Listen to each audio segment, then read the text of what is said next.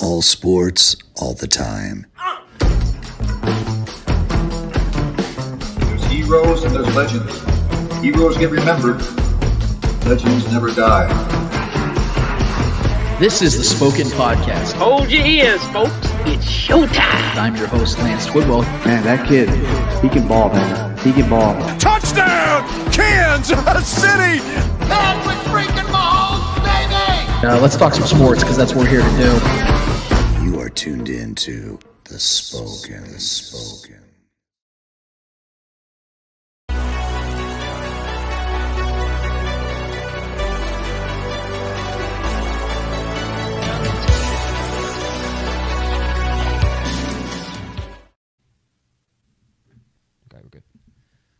This is the Spoken Podcast. I'm your host, Lance Twidwell, here inside the Starcade Media Studios with my guy, Trevor Twidwell. Was good. Episode 225 is in full swing, full motion. We're so happy to be here with you and for you to be here with us, whether you were live streaming, whether you were podcasting, or whether you were YouTubing. Thank you so much for being with us in this time as we have another fun-filled pack show together. Again, Trevor was gone last week. We're back together in unison. We got ourselves a nice little fun-filled conversation to be had when it comes to the world of sports, and I hope you guys are ready. If you've not already done it, go ahead and hit us up on YouTube, hit the subscribe button, hit the notification button, but most importantly and most assuredly, hit up our comment bar and let us know what you guys have going on, whether it's a take that you have in the world of sports of the Chiefs, NFL, MMA, MLB, NBA, whatever you got. Hit us up in the comment bar. Let us know what you got going. And more importantly, like I said, hit us up on YouTube so we can get you guys credited on there with your name and everything else out there. We've had a great following, great chats back and forth last week when I was just solo dolo here, man, and I had a bunch of you guys on there with me. It was an absolute blast. 2 hours absolutely flew by. Let's get a couple more hours in today of discussion with you guys because I know that's something you guys are very much looking forward to. I know I'm looking forward to it. I know Trevor is as well. That's why he decided to join me back. We're gonna obviously give you guys our thoughts on the Chris Jones and DeAndre Hopkins situation that I know no one can no longer ignore. I know this is something that you guys are sick of hearing me talk about. We're going to talk about it anyway because it's still very much news, and I think there's some even bigger news that came about it that most of us didn't even realize could be going on in the back end of things most of us weren't even aware of between these two in particular people. We're going to talk about that. We're going to be giving you guys, like I said, the platform to speak about whatever you guys want to speak about in our Speak It segment. We're going to be handing out some L's in the world of sports as we do each and every week. But I want to start in particularly with one player that I know a lot of you guys love to talk about and very much a lot of you believe in, rightfully so, wrongfully so. We're going to find out in the 2023 season. But after last week's episode, I had tweeted out my response to Giants fans and how they won't stop talking about their former, now current Chiefs wide receiver, Kadarius Toney. It read, Giants fans are missing Kadarius Toney so bad they're letting us know how much they don't miss him. I had no idea that Kadarius actually retweeted that. I was told days later, so obviously he agreed with my sentiment when it comes to the childish behavior of G-Men fans, being all up in his mentions, his DMs, and calling him out by name on their podcasts. Although I wouldn't have recommended it, and I'm sure it didn't excite Andy Reid and the Chiefs, it didn't bother me personally that KT gave the bird to the Giants with his Super Bowl ring, because to me, it didn't pose a threat, and it was just silly. Which is why I didn't share an opinion on the matter. There really wasn't one to give. It was what it was. What I was bothered by and what I know didn't make Andy Reid and the Chiefs happy was KT's decision to fire back in his DMs to a dipshit Giants fan who was literally baiting him into doing so he could gain clout and share it with the rest of the world. And that is exactly what took place. Fell for it. And that is when I began to share my opinion on that matter.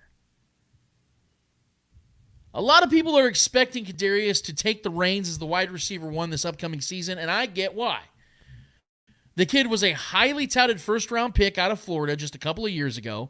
He has shown that he has all the capabilities in the world to be a game-breaking, game-changing type of player with the ball in his hands.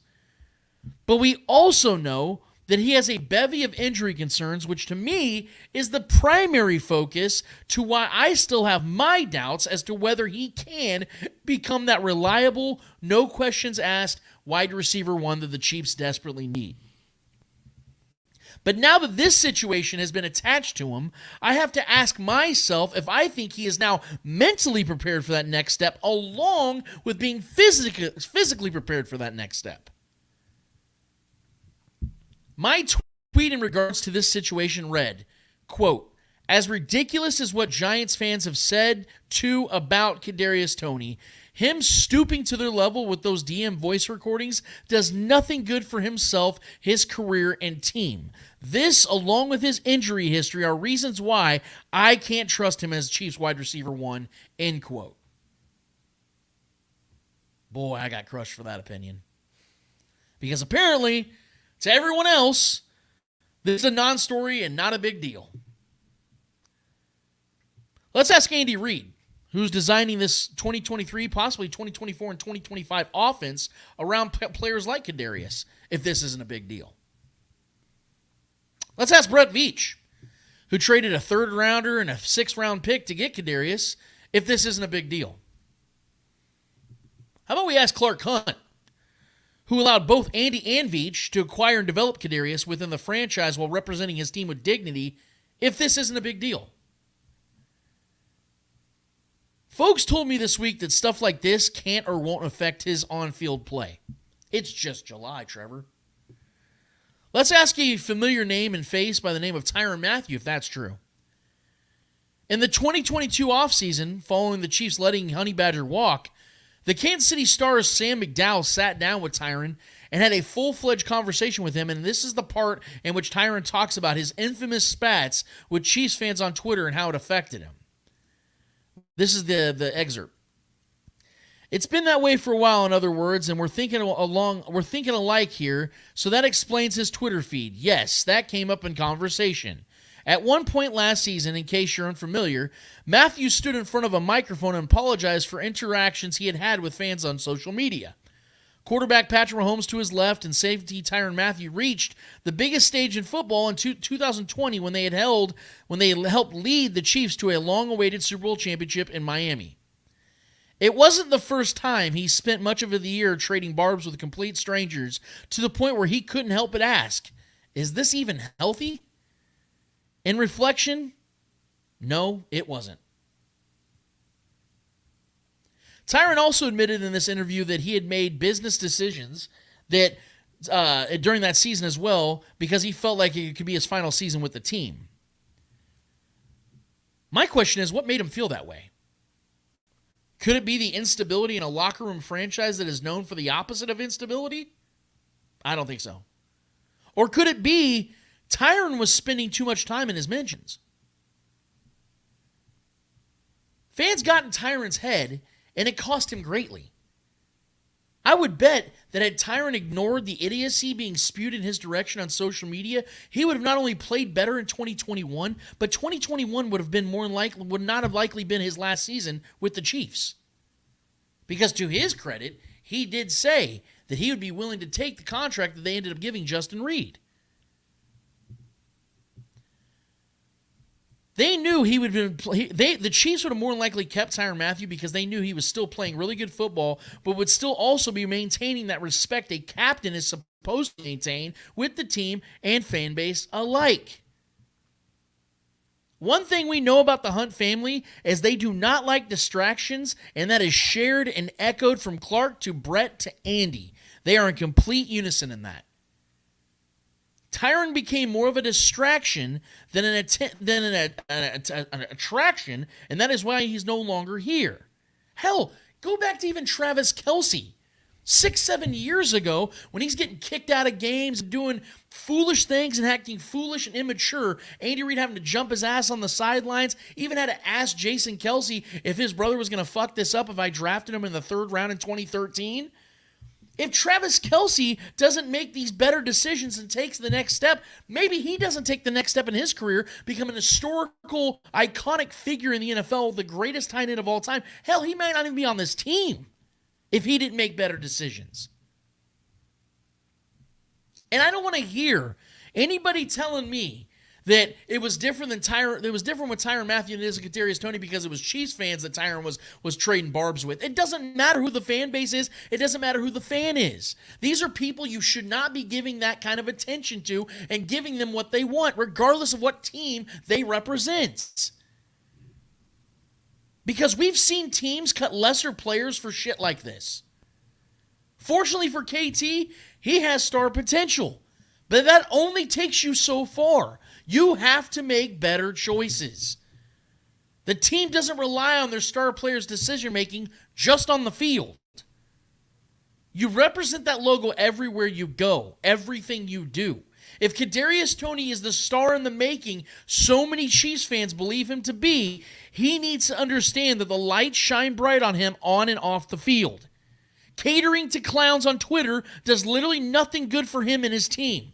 And until I know that he can tune out the noise, move in silence, and keep his health in check, I have legitimate concerns on whether Kadarius Toney can and will become the Chiefs' number one wide receiver, and if the Chiefs believe him to be what a lot of people believe him to be. Trevor, what side do you stand on when it comes to this? Do you believe that this is a big deal? And if you do you echo the sentiments I'm stating here with this being something that could actually bleed into the regular season, or it could be a distraction? Or are you on the side where it's like, dude, look, just some young guy, I don't give a shit? Is that where you stand? Because I know a lot of people stand on that side, but I vehemently stand on the other side of this. Because of how just an offseason to go, we saw Tyrann Mathieu apologizing for these same things. That's a veteran player. Mm-hmm. That's a guy that should have known long ago. So a young guy should see that from a veteran player and go, yeah, I should probably stay away from that because I saw what it cost him, and it cost him a chance to play for a team that just won the Super Bowl. Yeah, I mean, for me, there's a lot of nuance to this situation, how it could go. So for me, I'm hanging in the balance in between both sides because it really comes down to Kadarius Toney, how he decides. And we all know Andy Reid ain't gonna take that shit. We all know he's not gonna allow that. That's going to be nipped in the bud. We are a classy franchise over here, right? We're here to win championships. We're here to be a class organization, and that's what we have been, And anybody that's caused issues like that, and listen, man, it's not just social media anymore. It's not. You can't just use that excuse that it's just social media. Social media is 100% attached to your reputation as a human being nowadays. Right. With social media is almost as social proof as actual in-person situations nowadays, because we spend so much time on there. So much of our lives, our personalities and who we are is connected to social media now. I mean, look at John Morant. Look at the shit he's done to himself. Simple, stupid little decisions like that can affect. And look, you're working this is a job. Right. This is not, I get it. You worked your life to get to this point, and it's your body, sure. But you are working for an organization. This is a job that you clock in and you go to work for.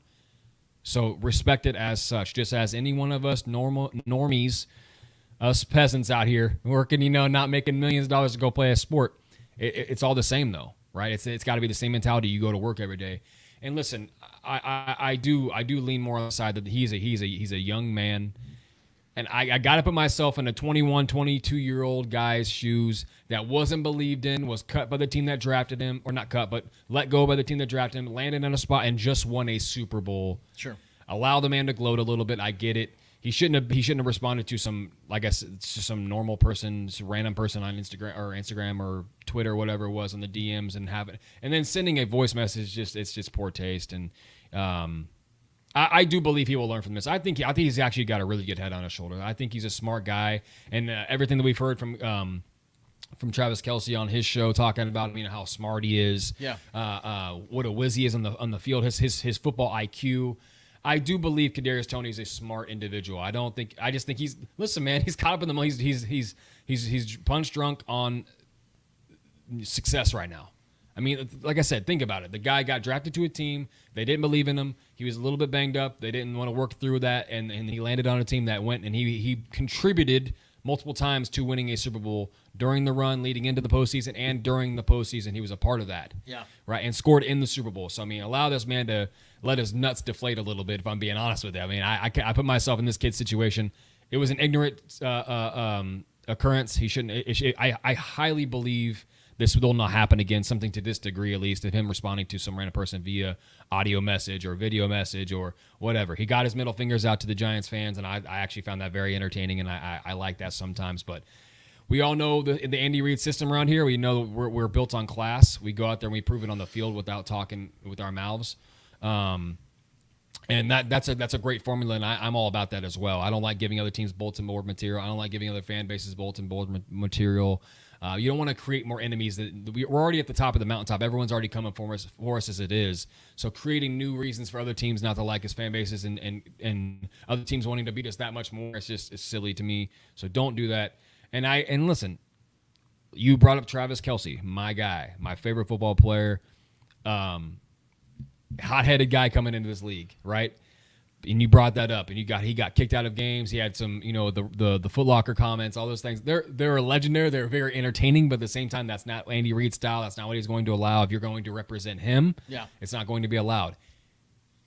That's who Kadarius Toney's coach is, right? So if anybody can get that out of them, straighten that, right that ship, get him in line, especially as a young buck, similar age to what Kelce was at that time.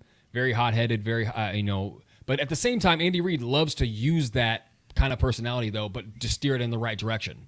Yeah. So I think there's nobody. I don't think if Kadarius Toney was on any other team, obviously this would be an issue because we don't know the leadership and who is going to help him out to steer him in the right direction. To use that same energy as fuel, but for the right kind of purpose. So I think this is the best situation for Kadarius Toney to be in under Andy Reid's leadership and tutoring. So and that's the thing is that yes, that's why I didn't give the first situation, like I said earlier, about when I see him put the middle finger up with the ring. Like, would I advise that? No. But am I going to sit here and kill Kadarius Toney for that? No, because I thought it was just kind of a silly passerby trolling kind of thing where no one's really going to get hurt in the process of doing that because he's got the Chiefs ring on. Like, what do you really say? That scoreboard material right there. Like, hey, y'all didn't believe in me over there in New York. Look what I got. Bam. It's just something that's a passerby, in my opinion. Yeah. You just kind of let that one slide because the man, like you said, Joe, he walked into a situation to help the team win the Super Bowl. He's a champ, man. You should let him have that. Yeah. But when it comes to, look, full disclosure here, guys, and I'm sure this isn't going to be a mystery to you because if any of you are watching, listening to anything I have to say, you guys know that I oftentimes draw attention, and most times it's negative based upon the things I say and the way I go about saying them. I'm a very exuberant personality, and I have strong opinions. Naturally, that's going to bring a lot of people in my direction, especially in DMs, because people are very brave in DMs. Trust me when I say that. And trust me when I say, to a much lower degree, I get the same type of energy in my DMs that Kadarius Toney got from these Giants fans. Trust me when I say it. Trevor's seen some of them. He knows. Do you know how many times I've even given that a smidgen of my attention? 0 times. Right. Do you know why? Because to a much lower degree, I have a presence on in media and social media. Kadarius Toney's got it 95 times as much as I do, maybe more. And this man giving that attention, and me giving that attention would be a terrible idea for me and what we do here. That does nothing good for us. 100 times more so, Kadarius Toney's got to be the same way. I'm not saying, bro, that you just got to, if people are saying horrible things about you, you don't want to see it anymore, then block them or mute them. Do whatever you got to do. Or have some self-control. But the last thing you want to be doing is giving these people attention. People can tell me that I'm making a big deal out of nothing. But again, guys, just a little over a year ago, we were sitting here talking about the same problem with a guy, like I said, that the Chiefs brought in for the same reasons they brought in Kadarius Toney, was to help them win championships. And that's the thing, is that you're seeing what's to stop Kadarius Toney, Trevor, next season? Because I said, this is now, we know this is now a problem he deals with. Social media, not being able to block it out, right?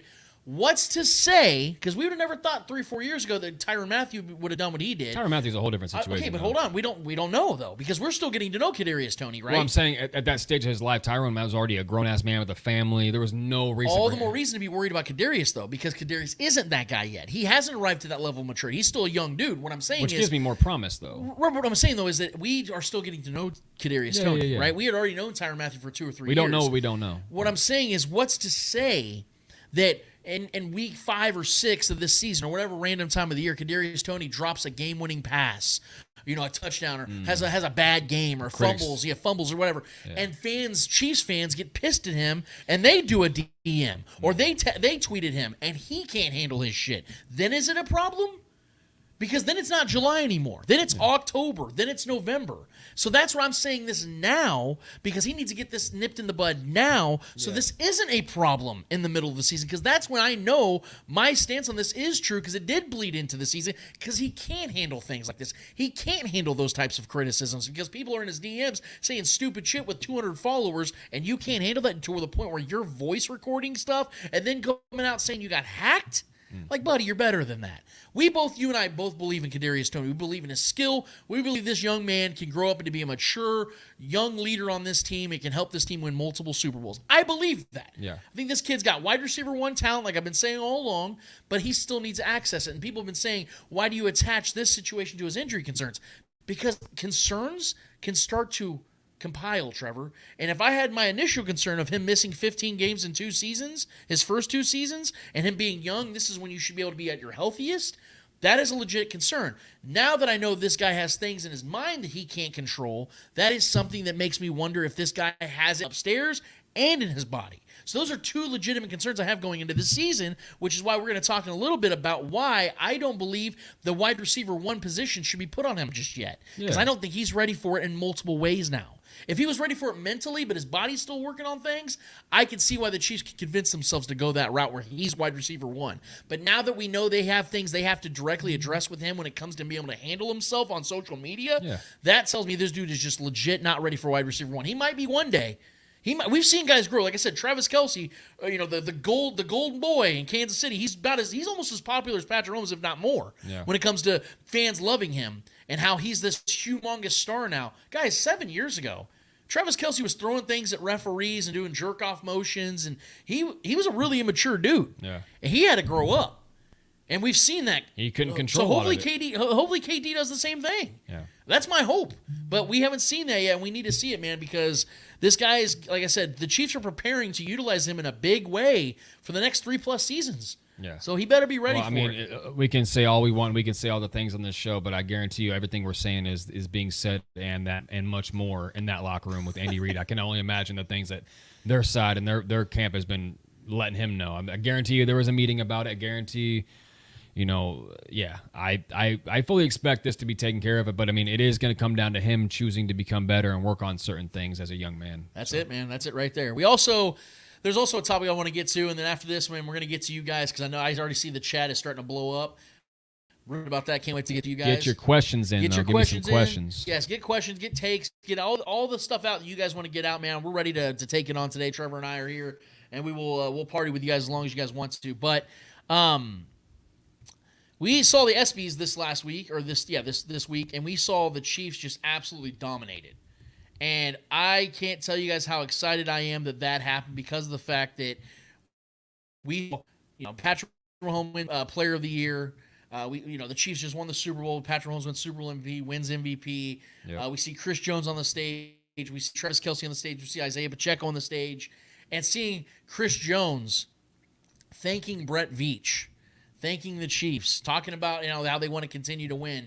Everything seems to be going exactly as we had all hoped and anticipated and planned. And it even was outside of the ESPYs because we also saw that Quinnen Williams from the New York Jets just finalized a 4-year, $97-ish million extension with the Jets to stay. And we know that even though I didn't think that was something the Chiefs were necessarily waiting on with Chris Jones, now that is officially done, signed, sealed, delivered, we now know that Chris Jones and his contract is next. All the things are lining up perfectly in place. We know that very soon, it was a year ago yesterday when we were doing this live stream, or 3 years ago yesterday, that Chris Jones got his other extension back in 2020 with the Chiefs for about, I think it was $85 million at that time. Well, we know that contract extension is coming for Chris Jones this time. This time it's going to be a little bit more expensive. I had a prediction on it. But the one thing I do want to focus on here, Trevor, is because we're talking about wide receiver 1 with Kadarius Toney, whether he's ready or not. Somebody that is very much ready is the guy that's been sitting there lying in wait in free agency for the last couple of months. and it's DeAndre Hopkins. Now I know if you don't want to hear this, you guys can mute me. But you know what? Definitely, you know what? Don't leave the chat. Just put me on mute for a minute because I have a take here, guys. So we saw Chris Jones post on his Instagram the photo of him, at ESPYs and everything, and it looked really cool and looked real fun. And we had seen a post just a few days before that of Jeff Darlington on Bleacher Report Gridiron talking about how the Buffalo Bills would love to bring DeAndre Hopkins on, but they're not going to pay him. And that's what Jeff Darlington said. He goes, they don't have the money. They're not going to ever figure out the money. They're done with this idea of DeAndre Hopkins. They'd love to have him, but they're just not going to pay him. Jeff Darlington said that himself. Yeah. One of the most connected dudes in the league. And DeAndre Hopkins, when he talked about the side of the Bills not wanting to pay him, he put the emojis a bull and the shit. Mm-hmm. So do math, bullshit. That DeAndre Hopkins is not going to go to Buffalo for basically pennies on the dollar. Then we see a few days later on this Chris Jones Instagram post, Chris Jones showing about how he's got good faith with the Chiefs, and we know that he's going to get this extension very soon. What do we see in the comments? We see one DeAndre Hopkins going on there, putting up the praise hands like he's excited. Why would DeAndre Hopkins be excited? That's a question to answer in a second. But what did we see Chris Jones do in response, Trevor? And I know people don't think this is a big deal. I actually do, because Chris Jones' response was 2 emojis. It was the wishing fingers, and it was just shaking hands doing business. I mean, come on. Tea leaves. Come on. Like, at this point, guys, like, if you're not on board with me by now, like, what are we doing here? What are we doing? Like, we know what this has all been about. I mean, the question I have to always ask people, and I've been asking people for weeks, we saw the Titans have a meeting with DeAndre Hopkins. We saw the Patriots have a meeting with DeAndre Hopkins. Both teams give an offer to DeAndre Hopkins. He doesn't take either one. And it's been over a month. It's been 5 weeks now since he got those offers. 5 weeks. Yeah. And he still hasn't signed one of those deals. What would DeAndre Hopkins be waiting for? If he knew that there wasn't a better chance, a better opportunity with a team that could pay him just as much, that will be there eventually, if he knew that wasn't there, he would have already signed one of these 2 deals. Otherwise, it'd make no sense. It'd make no sense for him to still be waiting here unless he felt a better opportunity was on the horizon. And you see him posting this or you see him commenting this on Chris Jones. Chris Jones immediately responds with this in good faith type of emoji situation. This tells you guys all along. And further, like we mentioned before, Starcade Media was out there talking with him just a few months ago in April, and they were asking him direct question about, hey, you and Chris Jones, you guys were talking about these things. Like, I know that, you guys, and DeAndre goes, oh, no, it's just all about fishing, no football. By the way, you guys need to follow our guy Shaggy Shane. I'm sure he's in the comments right now. He actually posted to his story today a very funny video that he chopped together to make that all look really very current because of the fact that we all know that's all about poker face. DeAndre Hopkins had to be very careful at that time because he was still under contract with the Cardinals. He was still a member of the Cardinals. We all know how this stuff works. These players talk, and these guys are not outwardly talking about this, guys. Chris Jones knows that once he gets this extension, it's all fair game. And then that's when does it happen? Because at this point, I had my guy Mark Gunnels was texting me a couple days ago when this news came out about the ESPYs and Chris Jones putting that on his Instagram. Mark Gunnels texted me, and I won't go into detail what we talked about because we exchanged a lot of information we're hearing about and things of that nature. But, he asked me, he's like, how confident are you about this, man? And I told Mark this. I am as confident that DeAndre Hopkins is going to be a Chief. I'm as confident in that happening as I was confident predicting the Chiefs in 2019 and predicting the Chiefs in 2022 to win the Super Bowl. Yeah, how confident are you? Watch the last 10 episodes of the show. Yeah, watch the last 25 episodes at this point because we just continue to talk about it. But guys, like what do I always keep telling you? We're going to keep talking about it as long as it is actual news. Yeah. And they're creating this news for us. We're just reacting to it at this point. So you guys can dismiss it, and it's so funny, too, because I tweeted out there, I was like, it's so good to see a lot of Chiefs fans are starting to really get on our bandwagon here, Trevor, that I told you guys I refuse to die. I told you guys this. I had our guy D-Mac Wakefield on our show a little over a month ago, and I said I refuse to die, I will die on this hill gladly, because I know that as long as DeAndre Hopkins is a free agent, the Chiefs are still going to be after him. And now we're sitting here, and all these fans are starting to pile up on this hill. D-Mac even tweeted at me and said, hey, man, I've been kind of halfway up on that hill. Lance, I'm going to meet you at the top now. Because I'm telling you right now, guys, it's going to happen. I've seen radio hosts in Kansas City bet and trying to challenge me on bets about this. Really cute. The fact is, I don't need to place bets on this because I've been betting my reputation on this. I've been putting my name out here. I've been putting videos out there. I've been putting takes out there nonstop about where I've not budged one single time. I've not budged one single time. It's because I know that the math adds up for both sides. Chris Jones is about to get his extension no later than this next week. And when that happens, you guys got to be prepared because the Chiefs are about to make a monster addition. The biggest free agent out there, outside of maybe Hargrave, maybe outside of him. That's the best free agent of this offseason, and the Chiefs are about to add him. And then you guys are all going to realize how common sense it was to add a top 10 wide receiver for market value prices. That's what's about to happen, guys. Brett Veach is about to make another Veach season splash. I hope you guys are ready. Trevor, what was your takeaway on this whole situation when you saw it play out? I mean, I take social media very seriously. I mean, some things you can kind of see through it and see if it's just like a troll or a ploy to kind of just get some people talking and get the rumor mill going. But this has been a story. I think both camps have been giving information out to the Adam Schefters of the world, Michael Rappaports of the world, to push out this idea that the Chris Jones extension is connected to possibly the idea of landing DeAndre Hopkins. So this, and then obviously you brought up the Starcade Media interview with D-Hop and the connection with Chris Jones and the fishing and the him trying to get the tampering going, the behind the scenes stuff going with D-Hop. So I think we all know that there's been something brewing here for a while. A lot of people don't want to believe that it can happen. A lot of people don't think it's a need. We've argued numerous times on this show that it is a need, and I think the immaturity and what we're dealing with right now with Kadarius Toney kind of proves that it's a need. We need a true alpha veteran wide receiver in this room, especially like I've said ad nauseum on the show with the departures of McCole Hardman, a veteran, a guy that's known the system that can teach these young guys, and then obviously Juju having that 1 year run with us here, being another veteran guy who's obviously still younger too, but those guys have been around a little longer. So Kadarius Toney has some things to learn. Sky Moore has a lot of things to learn. Rashee Rice obviously is going to have a learning curve here as well. So I think it makes all the sense in the world for this to take place. And I definitely take social media seriously, especially when there's too close. Like even you were downplaying the whole Dame, when I brought up Dame Lillard and Jimmy Butler's stories aligning on Instagram, how they're both kind of playing each other's music and the little, cryptic things going on. I take that stuff seriously. I do too. Because I think more and more as we get into the social media age, there's still so much more that's going to become of this. But I think guys make it very obvious where they want to be nowadays, because I think players are really starting to understand their control and how much power their voice has. And if they're on a good page or a good level with the teams that they're currently playing for, they will do what's best by them. Or if they're a free agent, they can leverage themselves. They are the product, right? Supply and demand. The team wants your skill set in their roster and in their locker room. They want you. Yeah. Leverage that as much as possible, and try to get the people talking and try to get both parties talking, try to get your agent talking with the team you want to play for, get things figured out. That leveraging your skills as an independent contractor is what he is right now. He's a contractor looking for a job, right? And he wants to get the best gig, and I think the Chiefs are the best gig for him.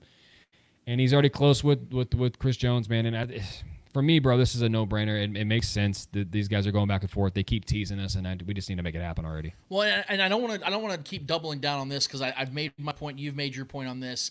I think it's pretty common sense this is going to happen because, again, if it wasn't, what in the hell was D-Hop doing over these last 4 or 5 weeks? If he got an offer from a team like the Titans, he thinks the best offer out there. If he thinks the Patriots the best offer, he would have took one of those. It's obviously not about money at this point. Obviously, it's obvious. Well, I definitely think because even there is money wanted. This is what's so funny, Trevor, is that people kept speculating on this, but after when Patrick Mahomes Sr. came out and confirmed what you and I already knew because we had been told about some of these things. Right. When Pat Sr. came out and said what he said on the Two Jims and a Mike podcast, which I highly recommend you go follow, by the way. When he said what he said, at that point he said it as well. That Diop wants the bag, but he's gonna have to take a little bit of a haircut to get the afro. Mm-hmm. That's what Pat Senior said. Basically saying that he knows he's not going to get big bag no matter where he goes right now, but if he goes and gets a chance to win, money will follow that naturally.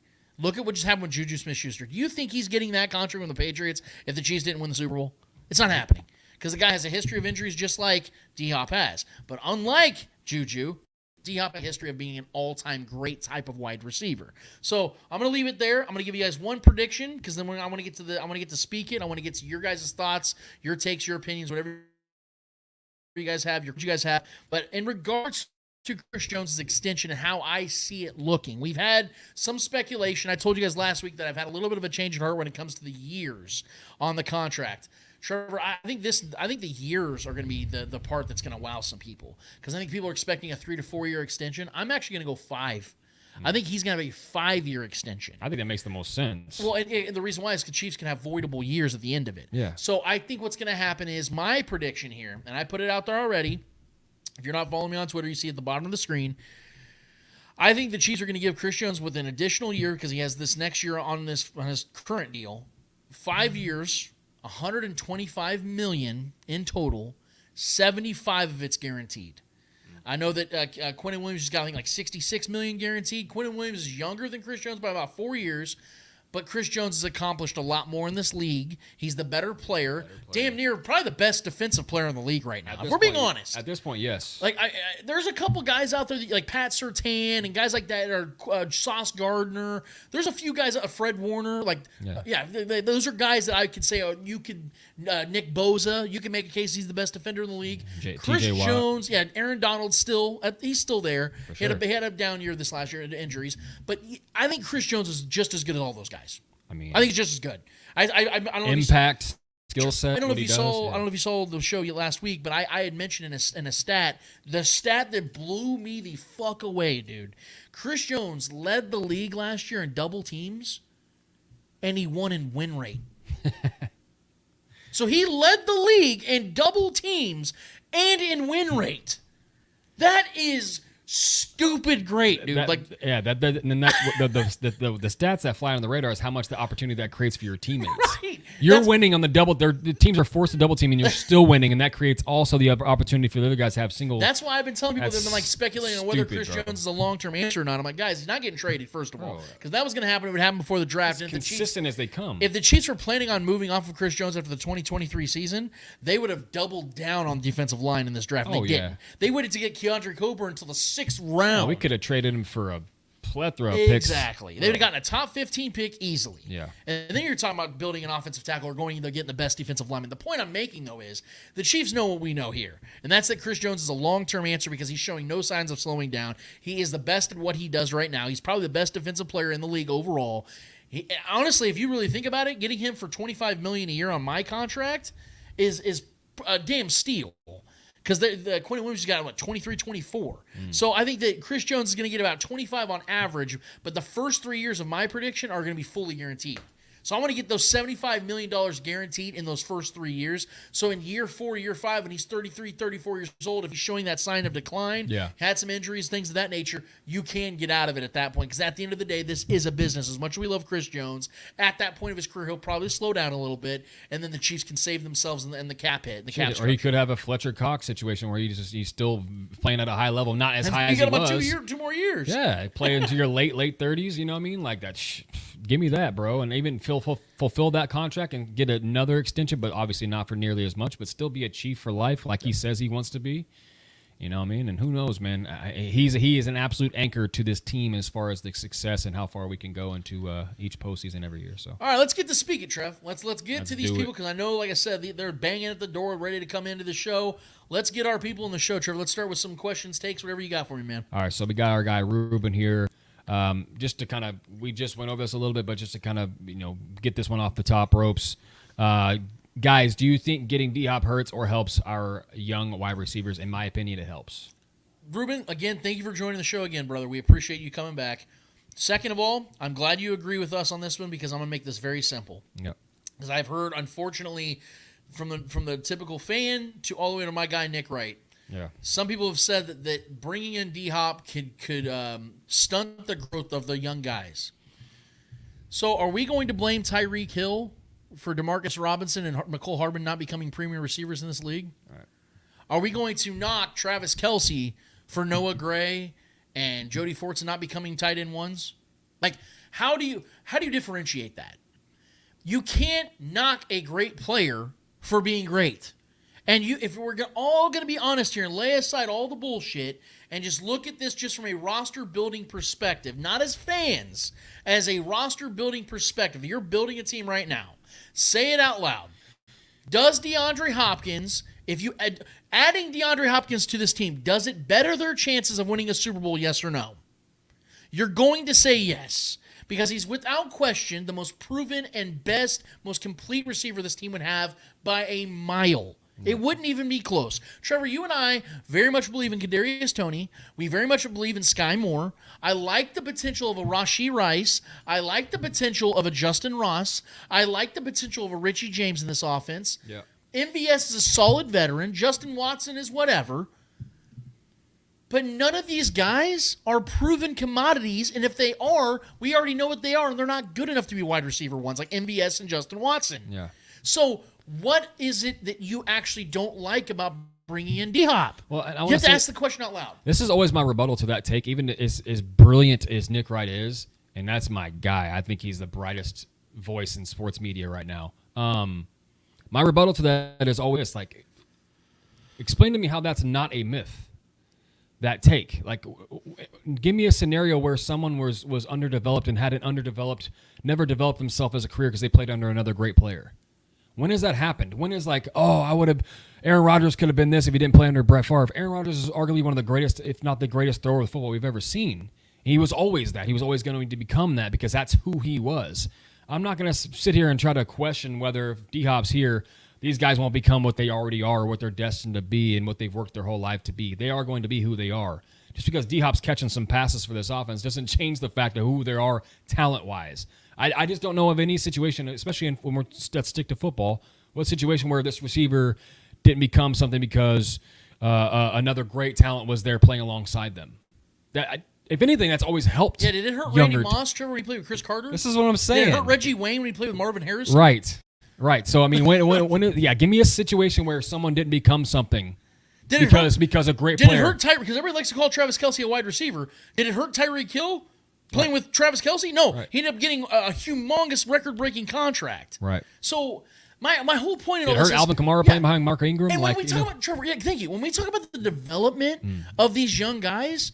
Tell me which one's going to help them develop quicker, Trevor. That's been my point the whole time. And be the guy, or them having one-on-ones with wide receiver cornerbacks 2s and 3s. Yeah, it's to me. I look at it as mentorship. Like every business person, every mogul in the world, Jay-Z, anybody who's made it at a high elite level in this world, and whether it's business, music, sports, whatever it is, they all have had mentors. It's something that these people went through this, so you don't have to.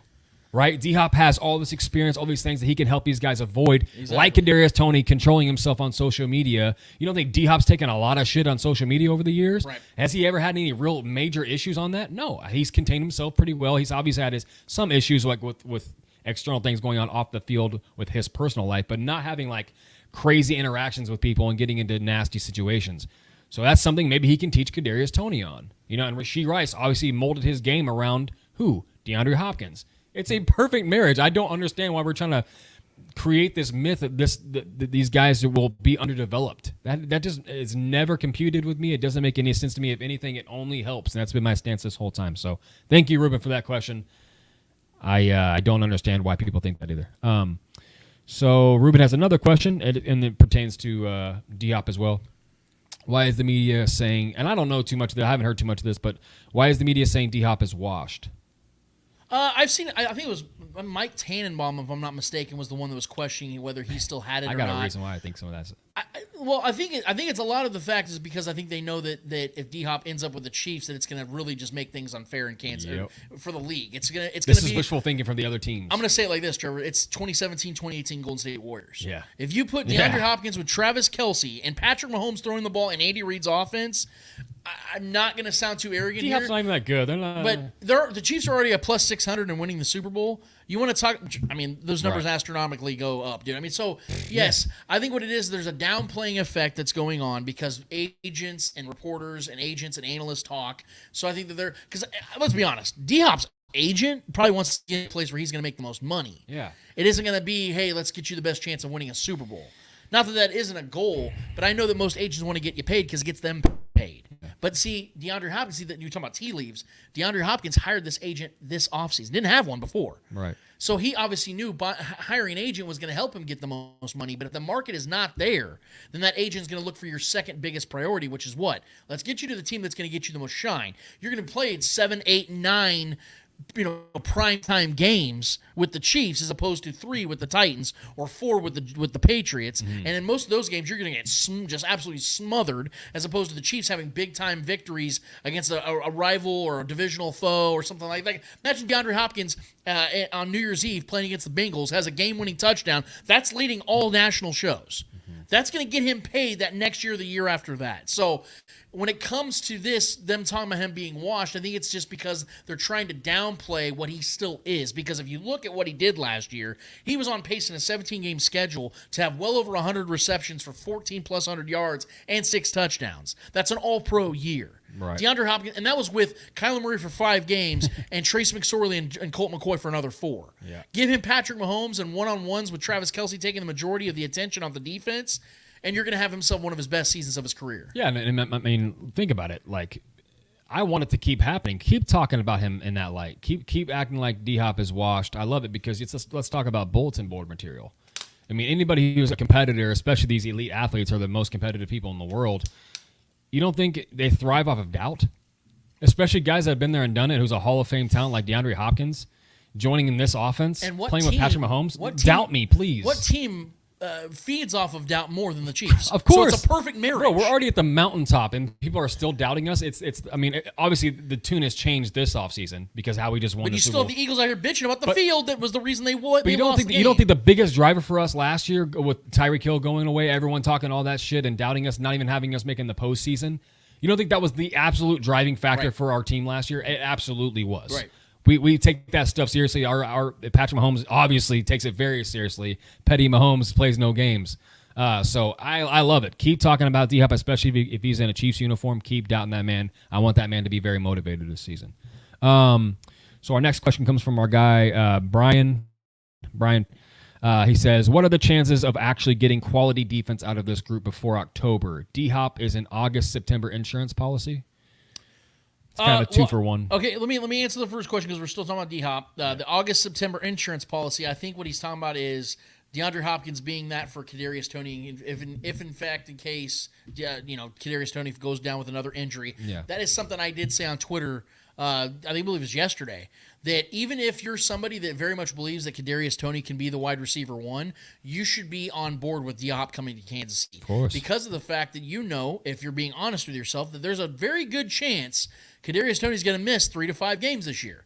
What better way what better insurance policy than have a future Hall of Famer with plenty left to prove, plenty left in the tank, than to be behind Kadarius Toney if, in fact, that was the scenario that is played in. More than likely, D-Hop comes in here, everyone goes down a peg. But even if Kadarius Toney's the man, which everyone keeps trying to tell me he is, you still should want D-Hop here. So, yes, he would be an insurance policy in that scenario. When it comes to what are the chances of actually getting quality defense out of this group before October, I like that question, the way you present it, Brian, because of the fact we all know how Spags does things.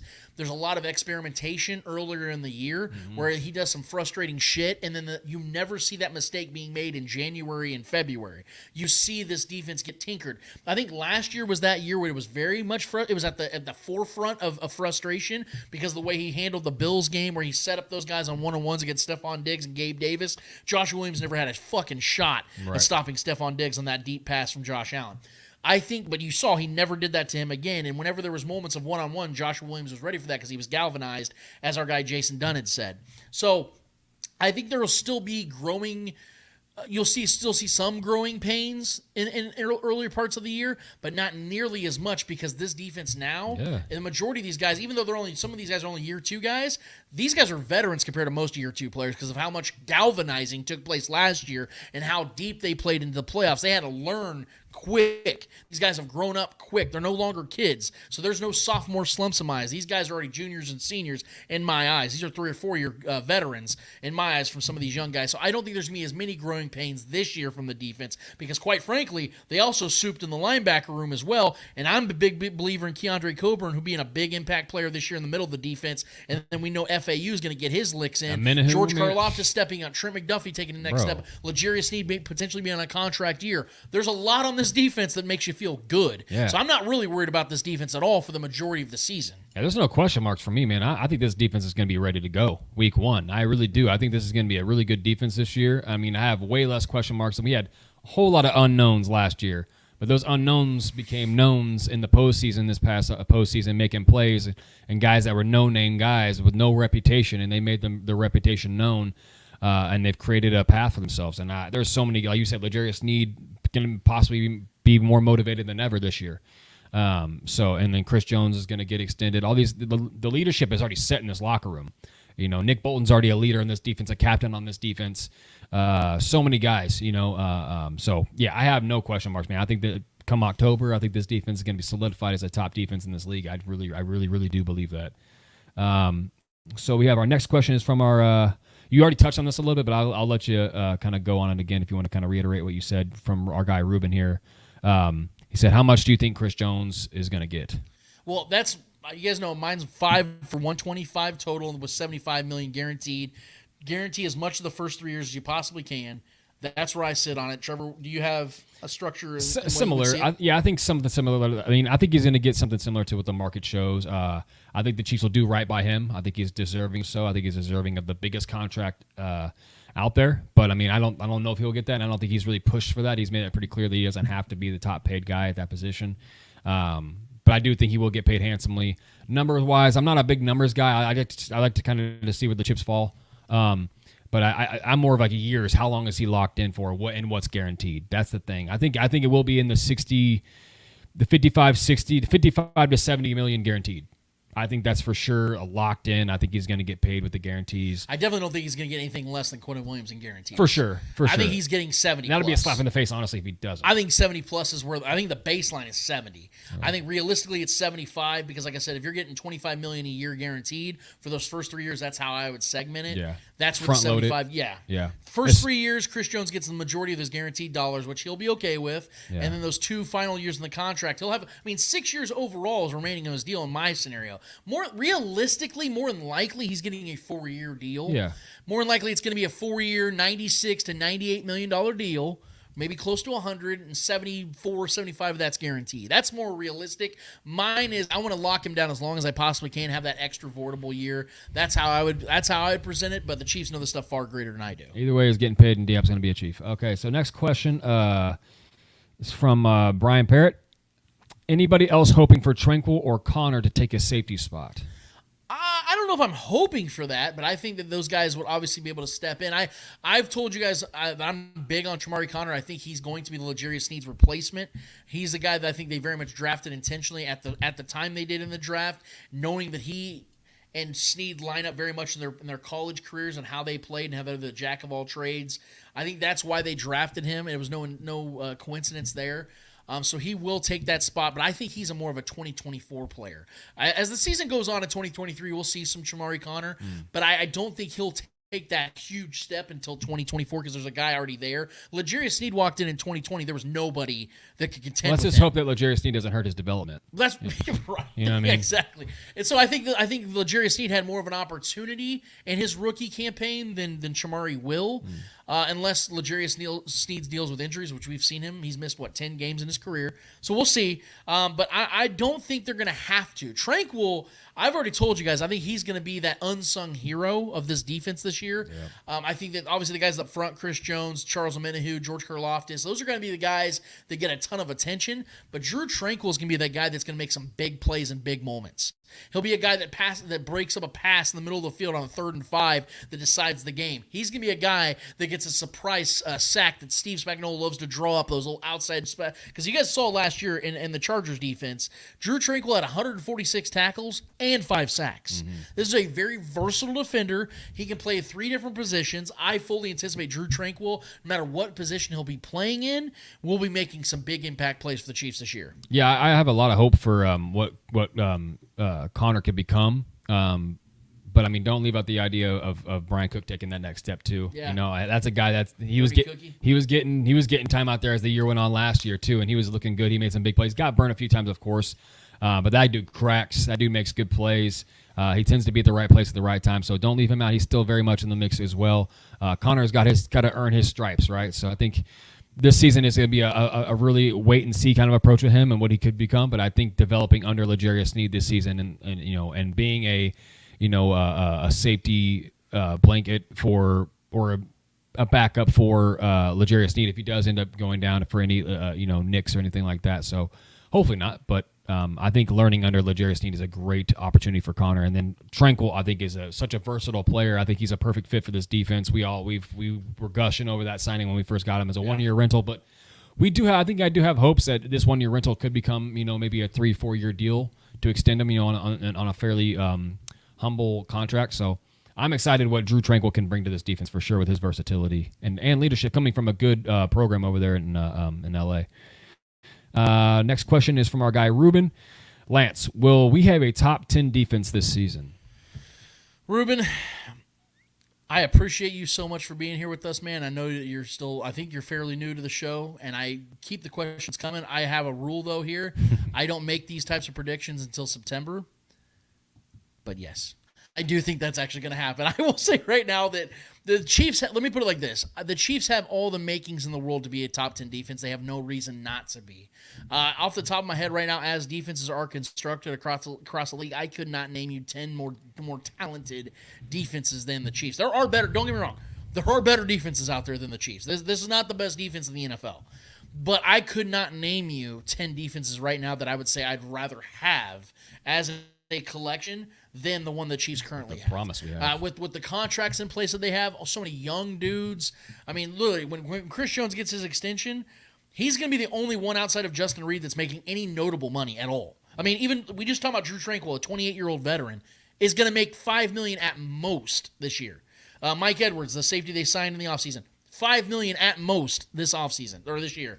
Willie Gay's still on his rookie deal. Nick Bolton's on his rookie deal. I mean, all these guys are still on rookie deals. And again, the fact that a lot of these guys had to play so young and so early and helped win a Super Bowl makes me feel so good about them moving forward this year because of all that experience. And I do believe that at the end of the year, it would not shock me at all, Ruben, if this is the best defense that Patrick Mahomes has ever had. I'm being dead serious. This is why I keep talking about the frustrations of the Alex Smith era, because in Alex Smith, the first 4 years of the Alex Smith era, the Chiefs had the 2nd, the 6th, the 4th, and the 7th best defenses in the league. And they won one playoff game. If you give Patrick Mahomes a 4-year stretch with the 2nd, the 6th, the 4th, and the 7th ranked defenses, they're winning 4 Super Bowls. Yeah. Period, point blank. So this Chiefs defense ends at 6th to 8th to 9th best defense in the league, and they add DeAndre Hopkins, and everybody plays to their best of their abilities like I'm expecting them to. This team is winning another Super Bowl this year. Yeah, I agree. I think at the end of the year, this defense will, because it fluctuates week by week, the rankings and so on and so forth, which it's kind of silly sometimes how they do that. I mean, I think this defense will start off right around the top 15, top 18 kind of defense, but I think as the season goes on, I think this defense is going to dig its toes in, and I think it's going to be at the end of the year, it's going to be within a top 10, top 8 defense. I do believe that. I really do. And don't get me wrong, even the best of the best defenses get had. Yeah. We saw last year, man, it's the tough, Falcons put up like 38 points on the Niners. Right. And now Nick Bosa was out that game, but there was plenty of other guys on that defense that are going to stop them, and the Falcons went in there and whooped that ass. Yeah, of course. So it happens to everybody. Look what we did to San Fran last season. Right. Yeah, so it's the McColl show. Next question is from our guy Brian Parrott again. Is Kennard going to join the party or not? TikTok, bro. It's difficult to say because I think Kennard's one of these guys. I think we talked about this either a couple weeks ago or I said it maybe last week, that Kennard is a guy that I think will get a chance to play only if there are injuries. But we have to remember, and this is high praise, so I'm not trying to say Kennard's going to turn into this guy, but it's all about opportunity, and when you get your opportunity, you seize it. We got to remember that Will Shields didn't originally start. He came in because of an injury. We saw Trevor talk to Brett Favre. Came in because of an injury. Tom Brady came in because of a Drew Bledsoe injury. And they seized the moment, they seized the opportunity, and they became great players. Now, I'm not saying Darian Kennard's going to become that, but I am telling you that I like Darian Kennard a lot. He was one of my favorite picks out of that draft. I'm not giving up on him. I think if he gets an opportunity sometime this season, whether it's at right guard or right tackle, or wherever the Chiefs feel that they need to put him, or if he's a need, I do believe Darian Kennard will seize the opportunity. I do believe he can become a very good player in this league. I don't think it's really on him because I think there's just guys right now that are just simply better than him. And if we know anything about Andy Reid, he likes to go with sure things. He likes to go with the best. And Andy Reid knows building offenses better than anybody in the NFL. He's been doing it for well over 20 years now. Even before he was a head coach, he was helping with tight ends and things like that in the NFL. Brett Favre loved him to death. He was an offensive coordinator. He's been around the league for a long period of time. So I'm going to trust that he's going to put the right guys in place, and I don't think there's any question that right now Trey King, Papa Smith, Joe Tooney, and Jawan Taylor are better options at those positions than Darian Kennard is right now. But if and when somebody was to unfortunately go down, I would feel pretty good about Darian Kennard because I saw what he did in college, and I think he can carry that over into a sophomore year in the NFL. Yeah, nothing more to add to that. I think he's got the raw talents and the abilities. It's just really getting him set into a spot where he can thrive. And, we got to see it first, too. Yeah. I mean, if they don't believe it, there's no way he's going to be on the field, right? But some guys some guys may not earn that spot, and like you said, an injury does happen, and they get it, and they taste it, and they do nothing but get better from there. Right. You know what I mean? So sometimes stories like that just happen to break that way, and I hope it doesn't happen because of injury, obviously, but I think he's got the raw talents. That guy's his size and speed and strength was crazy. He just popped off the charts. So I hope he gets his chance, man. I really do. Next question is from Ruben as well. Will we sign Dunlap? That's going to come down to what Dunlap wants. This is the thing. I will make my stance clear on this. I would love to have Carlos Dunlap back because I think he's still got football left in him. Yeah. However, there is a caveat to this. One, does Carlos Dunlap want to keep playing football? If he does, I think it's a common sense move that Carlos Dunlap would want to play in Kansas City and that Kansas City would sign him again. The question, though, that I have is it really just comes down to what Carlos Dunlap is gonna want, because we heard him last year when he joined the Chiefs that he had goals. Well, he got all those goals down. He checked all those boxes, and he's 34 years old now.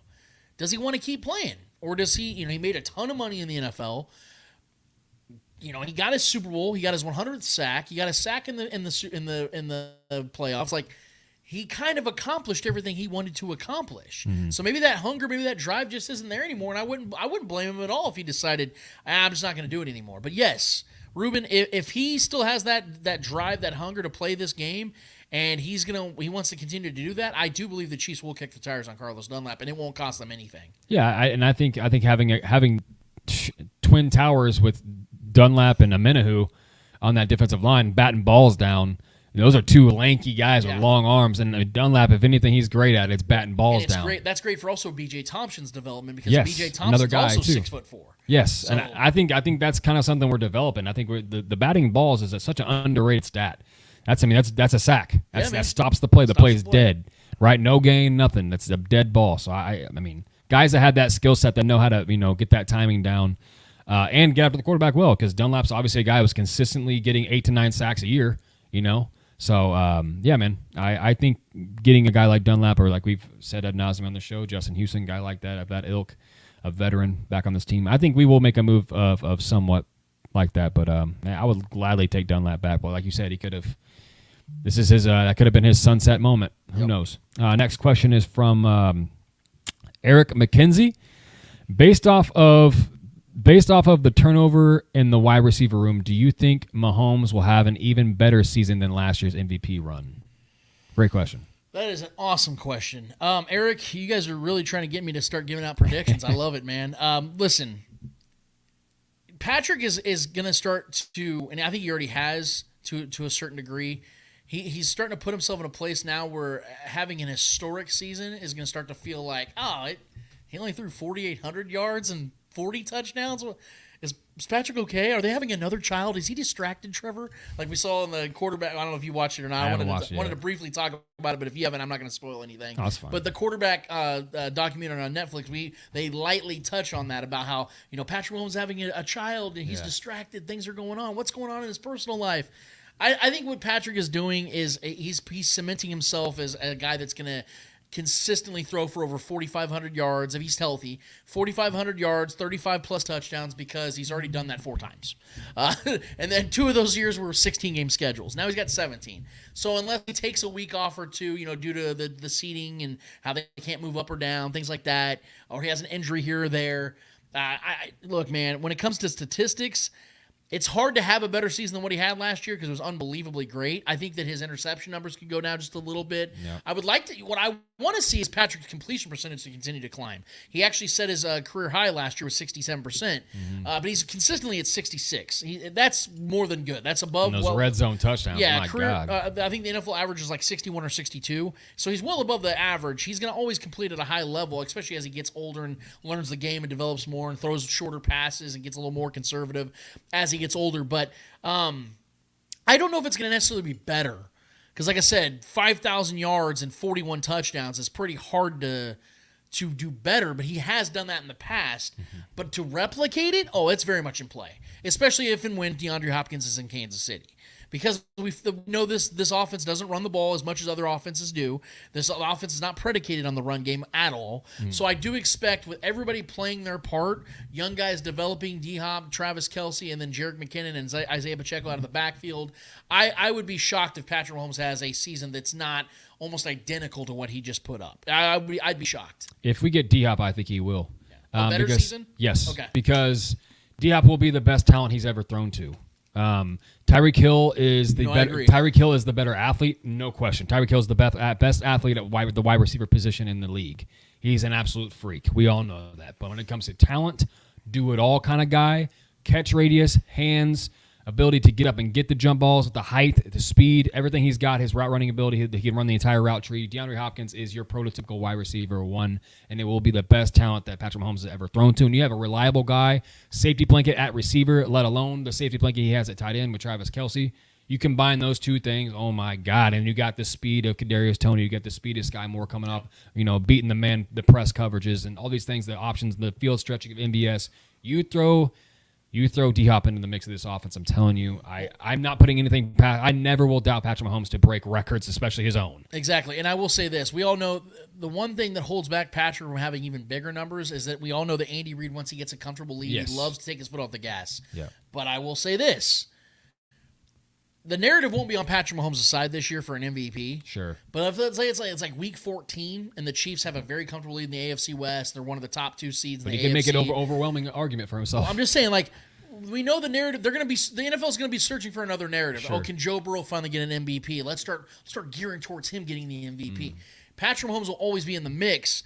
But what will give him the MVP this next season if he throws for 50 touchdowns, if he throws for 5,500 yards, if he breaks one of those records, if he goes for 5,050, he's going to win MVP. Give it to anyone else. He will win MVP. So what I'm saying is, in week 13 or 14, Patrick's got 39 touchdowns, and they're going, all right, look, everybody's talking about Joe Burrow. Jalen Hurts is on a roll again. He might get his MVP. Let's get Patrick Mahomes 5 touchdowns tonight. I think Andy Reid would do it. Yeah. I do. As conservative as he is, I think you'll see him with a couple shovel passes because everybody keeps talking about this whole.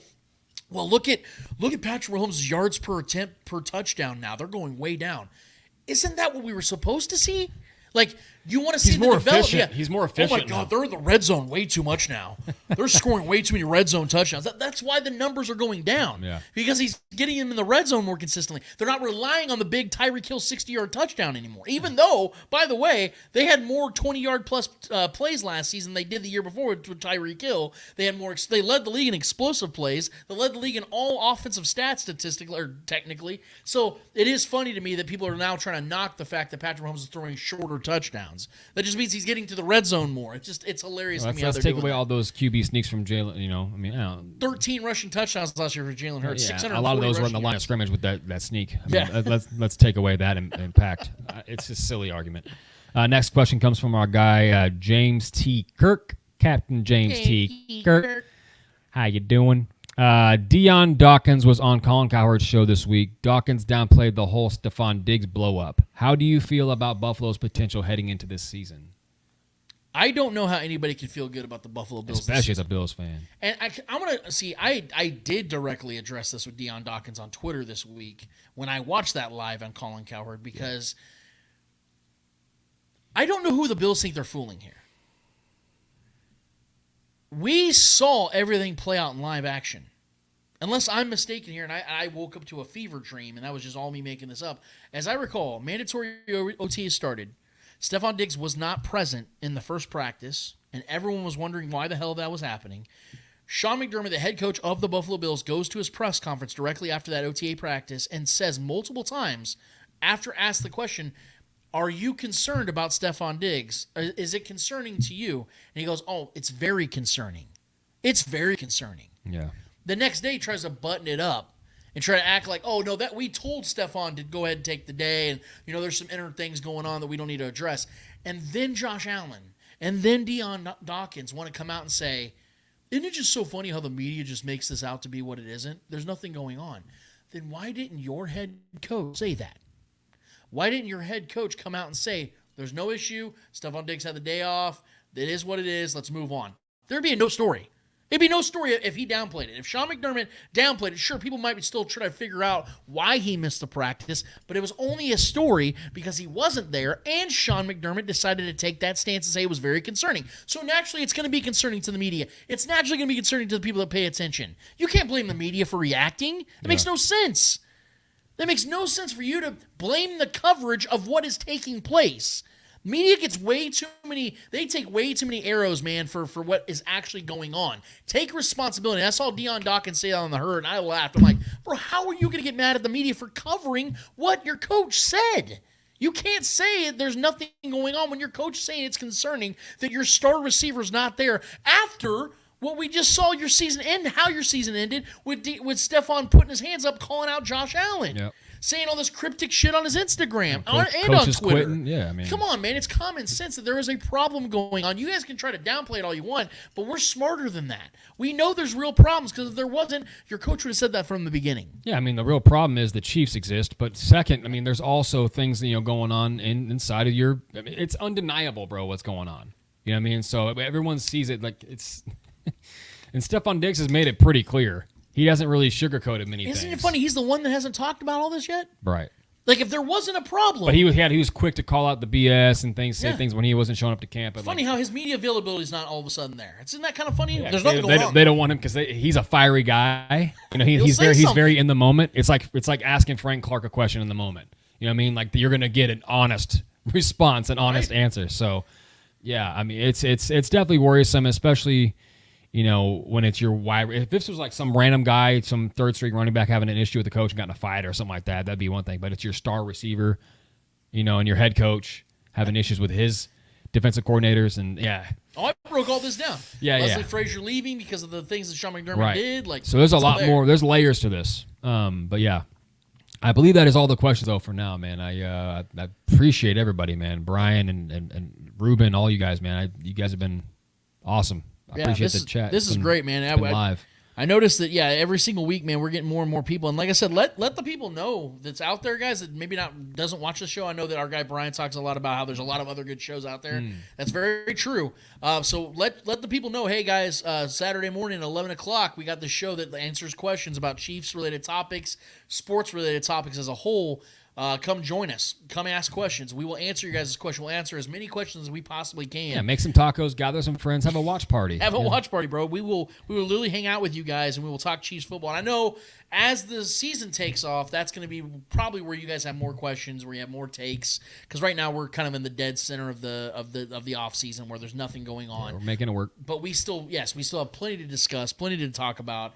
But I do want to say this, Trevor, before we move to our final segment, unless there's other questions, which you can stop me at any time and we will address them, or any takes.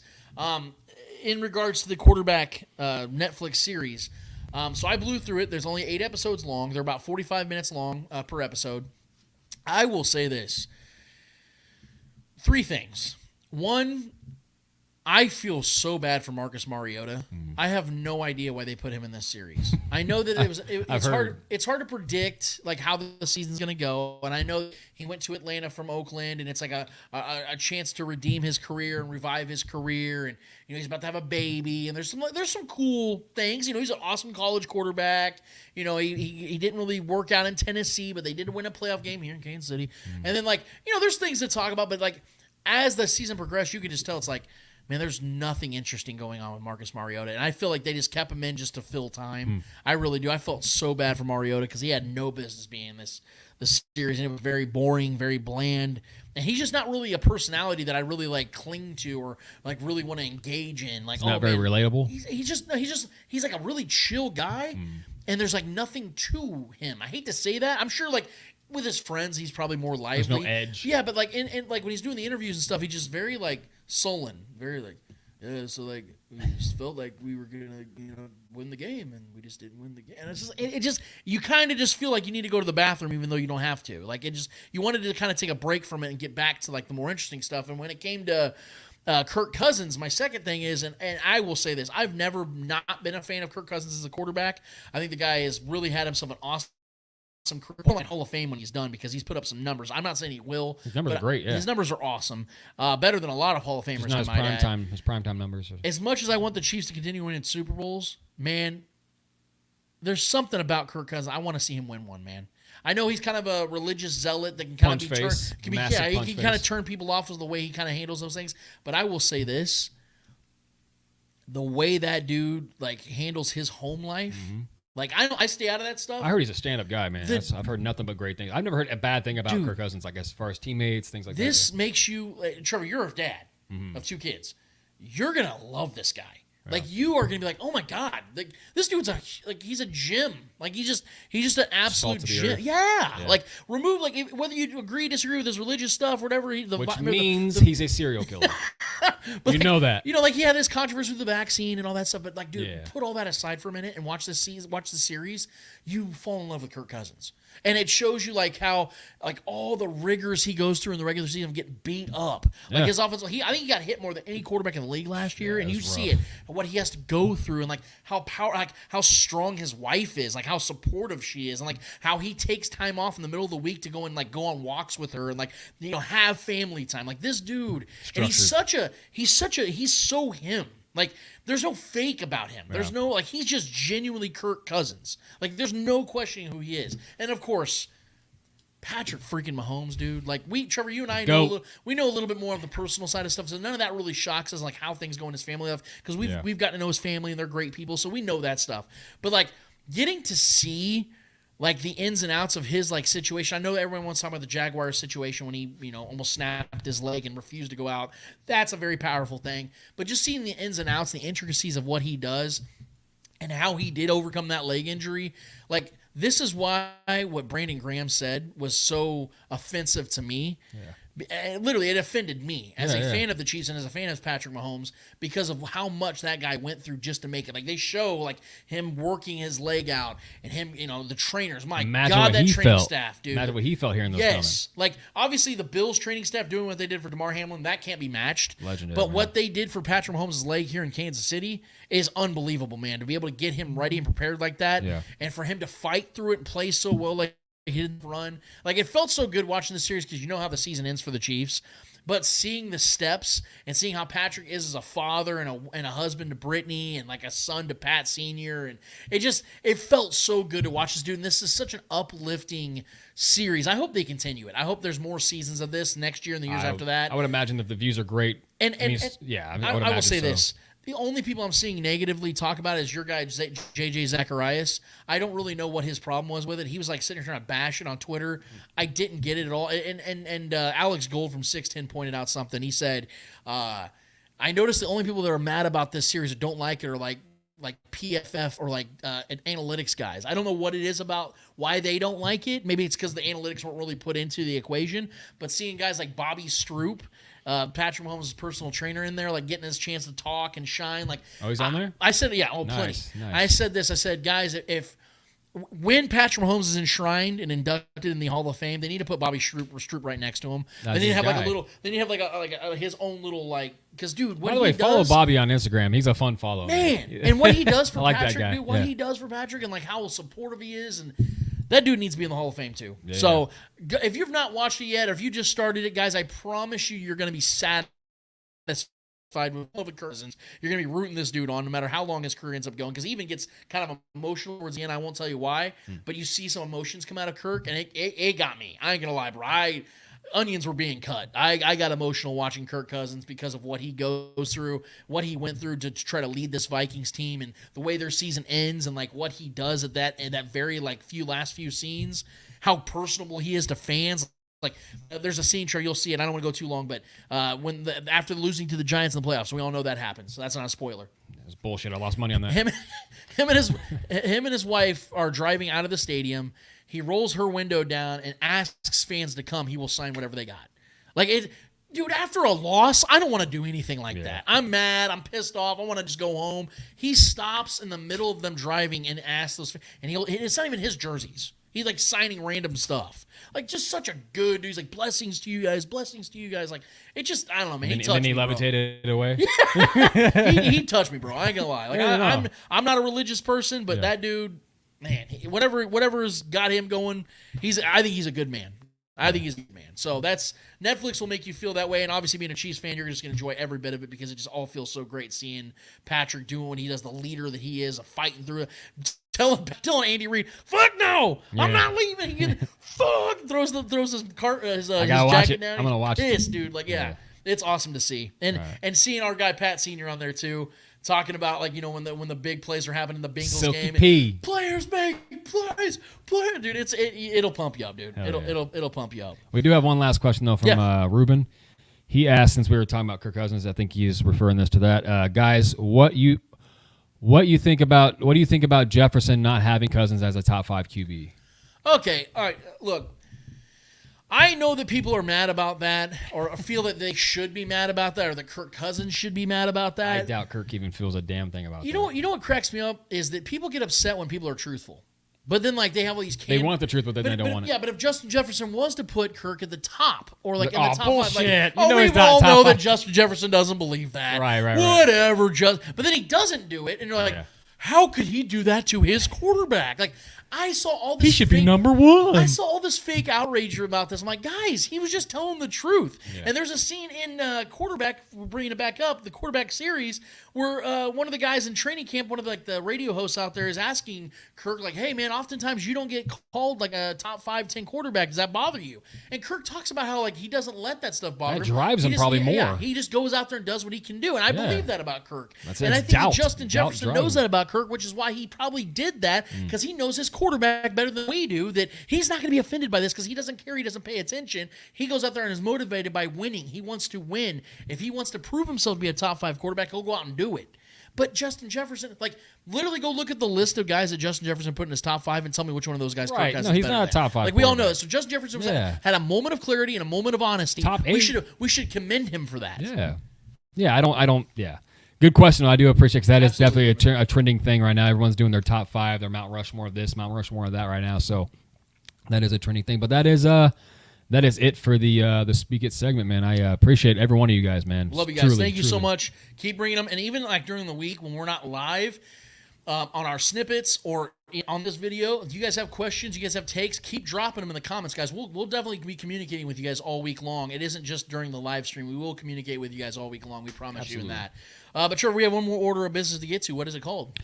Hold this L. Each and every episode, we finish off every episode with a series of L's in the world of sports. Whether those L's are friendly or not so friendly L's in the world of sports, we promise you, who is ever holding the L's in the world of sports, deserve those L's in the world of sports. Trevor Twidwell, who's holding the L for you. This is going to be a quick and not so painless one. A guy that's probably got more L's in the show than anybody else.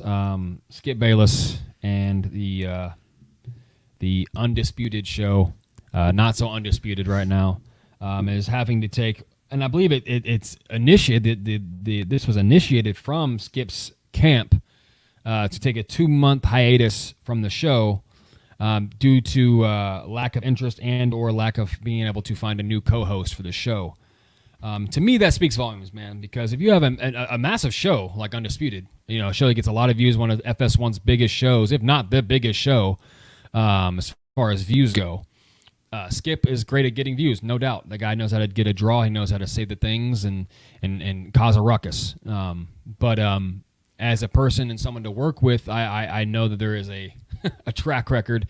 There's a give and take. There's pros and cons to working with Skip Bayless, obviously, but this is a 2-month hiatus is a big deal to me, in my opinion. That's dollar signs, not only dollar signs for him, but dollar signs for the company. Mm-hmm. He's obviously under contract, getting paid regardless, but the company not having a product to put on that time slot, as far as the views and having a quality show at that time in that slot is a massive deal for the program. And it's a massive, in my personal opinion, a massive blow to another massive blow to Skip Bayless's personality and being a coworker. I'm sure he's a good human being. I'm not doubting that, but as someone who is a coworker and has a track record of really rubbing people the wrong way and having a pretty massive turnover rate when it comes to co-hosts, and people who share the desk with him, especially those of the character of Shannon Sharp and Stephen A. These guys that are all time, in my opinion. It just speaks volumes to and I think there's a rumor right now that Richard Sherman's one of the guys that's. No offense to Richard Sherman, I love bright guy, brainiac. I will not be tuning in. I think that's all because of that back in the day when he's like, I'm better at what I do than you, or I'm better at you. Yeah, they have history, and I mean, who doesn't have history with Skip Bayless at this point? Anybody who is worth mentioning. But yeah, to me, man, this is a quick one. To me, that just speaks volumes to Skip Bayless. No one's really lining up. Typically, with a big show like that, there's people lining up out down the street to take that spot from Shannon Sharp. Yep. For branding, even if they want to selfishly do it, even though they don't like Skip, branding reasons. A lot of people aren't even taking that risk, right? So now we're going to Richard Sherman. No offense, Richard Sherman is looking to possibly be rumored to be the next guy up. That's they're reaching down low for that, if I'm being honest. No offense to Richard Sherman, man, but my goodness. So for that, Skip Bayless, do me a solid here and hold this L. I mean, I really want to give the L to FS1 if we're being honest, because they're holding on to Skip, even though I feel like this is the perfect time. I know they would have to do a buyout clause with him because he still owe him a lot of money through like 2025. True. I feel like this would be like a perfect timing, man, for you guys to walk away because of how. Well, and I would say too, sometimes I'll give him this benefit of the doubt. Sometimes taking height, like whether it's you're a musician, like when Kendrick Lamar took those years off, he's working, but his new music came out. Sometimes that can you can gather a whole new audience that you didn't have before, and it's like that much hype, and the build-up's been so crazy over the years. So this build-up over the next couple months, or who's going to be the next co-host. But if it's Richard Sherman, bro, there's not going to be much hype behind that. If I'm being honest, go grab somebody more of note to try to boost the ratings when you get off this hiatus. But if it's Richard Sherman, that seems kind of doomed in my opinion. So yep. Yeah. I will give it a W first and foremost. We know that we watch sports to consume it to get away from the monotony of life or the whatever is going on in your life that might not be fun. And there's nobody that does fun better than the Savannah Bananas. It's an exhibition baseball team, and I don't know if you guys saw this last week. But the Savannah Bananas have this really cool thing where they have their rules in-house. And rule number 8 is if a fan catches a foul ball, it's an out. I love that so much. Interesting. And this last week, they had a situation where there was, what was it? Let me look this up real quick. Yeah, so it was in the 9th inning, and it was 2 outs, and they were trying to win the game. And the opposition was batting, and it hit a line drive down third base line, and this kid caught the ball, and it won them the game. And what's so cool about this, and I'll just read this to you guys from USA Today because they say it way better than I ever could. Always leave it to the Savannah Bananas to find the most outrageous ways to usurp the traditions and rules of baseball. The exhibition baseball team is known for their wild antics, and Tuesday night's Bananas game against the Savannah Party Animals, part of the team's Banana Ball World Tour, kind of like the Globetrotters basically, marked yet another wild turn of events that can only happen with this extremely fun team. On a hit by Party Animals batter Dustin Barber, the ball went into the stands for a foul and was caught by a fan. Normally that'd just be a cool souvenir for a Bananas fan. However, per Banana Rules number 8, 8, a fan catching a ball counts as an out. This was this out was the third and the top of the ninth, which helped the Bananas get the win. Yes, a fan literally won the game for the Bananas. As you can imagine, this lucky fan got sworn by the Bananas roster for a diamond celebration, in which has to amount to the coolest way for a baseball game to end, even one that was just basically for fun. So that's brilliant marketing. Yes, right there. please go if you guys are on Twitter, go look up the Sav Bananas, the Sav Bananas, SAV Bananas. They have the video up, and this kid is just out like you see his old is made. The whole team's rallying on the grid. They grab him out of the crowd, and they're dancing on the field with them. Like, it's just a feel-good story, man. I absolutely loved it. I thought it was the coolest thing, and I wanted to make sure and mention it on the show because I thought it was very much worthy to have on the show today. Yeah. That's all. The unfortunate thing is I still have to give out an L. Okay, fine. And look, man, I want to have as much fun as I can on this show, and I have intentionally, Trevor and I very much believe in this, that we stay out of family situations. We don't talk about athletes' families, their personal lives, because that's not for us to talk about. And that's actually why I'm going to talk about it today, is because people feel they have the need, or the right, rather, to talk about people's families that are athletes. So I just got to watching the quarterback series, and this series does show, like I say, the ins and outs of what these players are as athletes and as men. And the cool thing is that it shows you their family life. It shows their structure, shows how things go. And all three of these men, Patrick Mahomes, Kirk Cousins, and Marcus Mariota, are very strong family men. They have wives, they have kids, they have a strong foundation as to who they are and what their family is all about. And their wives are so damn supportive of who they are. Man, I mean, you could tell like they knew these were going to be the women that were going to be able to hold them down while they went out and pursued their dreams, and how commendable that is. It's absolutely commendable, man. Well, unfortunately, we have jackass accounts and people like Funhouse at Back After This on Twitter that decided to take a 6-7 second clip from the quarterback series of Patrick Mahomes walking off the field after a big throw, after beating the Bengals, essentially, of Patrick Mahomes' wife, Brittany Mahomes, in the box with his father as his father's going crazy. He's rooting on, which, by the way, conveniently enough, they don't say anything about him going nuts and being happy. Brittany Mahomes says, "Let's fucking go." She's pumped. She's excited, doing her thing. She's been known to be very exuberant in her celebrations for her husband. And they put this tweet out there that says, "It's hard to fathom that Patrick Mahomes was not only found, but married the most annoying human on planet Earth."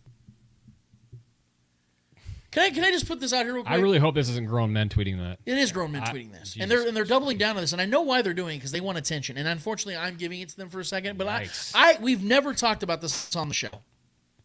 But I'm going to say it today. I think it's fucking pathetic that people are putting this kind of shit out there about people's wives. Whether you have an opinion on if someone's annoying or not, goddamn. Like, the worst thing you could say about Brittany Mahomes is that she's supporting her husband and is stoked that he just won a big game and is going back to the Super Bowl. That's the worst thing you could say about her. This woman, if you ever actually take the time, and I don't know Brittany personally, so I have no vested interest in saying any of these things. Out of just pure human decency is why I'm doing it. But if you actually watch the quarterback series, you see how valuable she is to Patrick's life. And how they've been together for the better part of 2 decades. Man, this woman has been with him through the ups and downs. Is she a perfect human being? Has she been annoying at times? I'm sure. But you know what's funny? Is that we're criticizing her for the same things we do as fans. You know how annoying we are? How annoying we probably come off to them? The tweet in itself. And you sit here and criticize them for being essentially what we are? We want these people to care about the things we care about, and the moment they do, you criticize them for that? What if she was some absentee wife that never showed up to the games, never supported them? You're going to criticize her for that too? Like, there's no winning for people like her. And I think it's just fucking ridiculous. It's fucking despicable behavior, and clown asses like the whatever the fuck you're called, Back After This. Y'all gotta do me a favor, get back after this and hold this L. Yeah, that's lame stuff. Fuck y'all, man. It's lame sauce, bro. Sorry about your girl troubles. Yeah, You've exactly. never had a girl support you. It feels good. It does feel good. Just so you know. Good God, man. Well, regardless of those jackasses, us jackasses here have had an absolute blast today talking with you guys, engaging in conversation as we do each and every week, man. Thank you guys so much for getting in the chat and hanging out with Trevor and I, man, because this is what we love to do. We're getting these practice reps in, like I said, guys, because pretty soon, before you know it, man, we're going to be sitting here talking about real games, talking about what just happened, what's about to happen, all these cool things, man. If you guys want to be a part of those conversations, get on YouTube, hit subscribe, hit the notification button, and get in the comments, chat with us. Let us know what you guys are thinking, get questions in, get your takes in. We love that so much, and we appreciate your guys' time being with us today. It's been an absolute blast. We would not do it without you guys being a part of what we do at They're Spoken. Yep. So for Trevor Twidwell, for the great Clay Wendler that puts all this together in the back end, I'm Lance Twidwell of the Spoken Podcast. Episode 225 is done, finished, and finito. And until we're back here in 1 week's time for episode 226, we out of this bitch. Later.